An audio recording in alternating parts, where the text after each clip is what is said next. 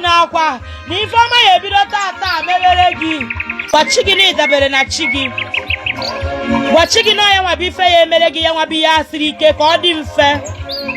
Ife anyị na-eche na agaghị adị izi, chi gị bụ ife ya emere gị.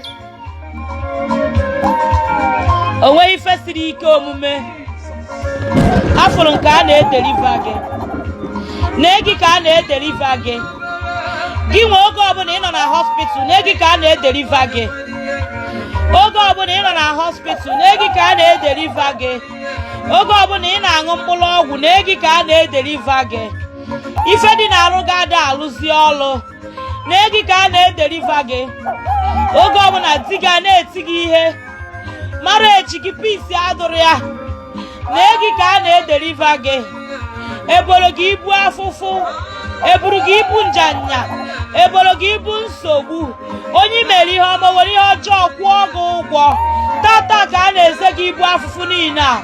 Taa ka a na-eze gị ibu ejeje anana. Taa ka a na-eze gị ibu aka nkụchasị. Taa ka a na-eze gị ibu generational curse. Every year obi is a boy, every year ada is a girl. Tata ka a na-eze gị ibu a. A sị gị binie nwere onwe gị, binie nwere onwe gị, binie nwere onwe gị. Agbala gị ụchụ, agbala gị ụchụ ejeje anana. Emere gị ihe ọjọọ, ọ bụ amoosu na-ata gị. Ekwuru na ị gara afọ na-abịa abịa, ekwuru na afọ a ya ata isi gị. Ekwubie m okwu sị na afọ agaghị ata isi gị, afọ agaghị ata isi ezinụlọ gị, afọ agaghị ata isi biznes gị, afọ agaghị ata isi famili gị. Ife ọma bụ ife ya emere gị. Ebezina akwa, fichaa anya mmiri na chi gị ya echete gị, chi gị echetego gị. Ihe ọma ya emere gị, ọ ga-emere gị n'abalị a. Ibu elu ahụ ibu, ọ ya eze gị n'abalị a.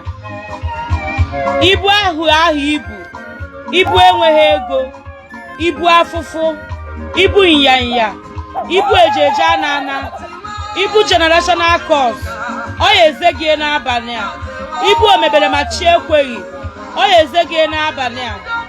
Ibu generational curse, ọ ya eze gị n'abalị a. Business gị ya aga aga.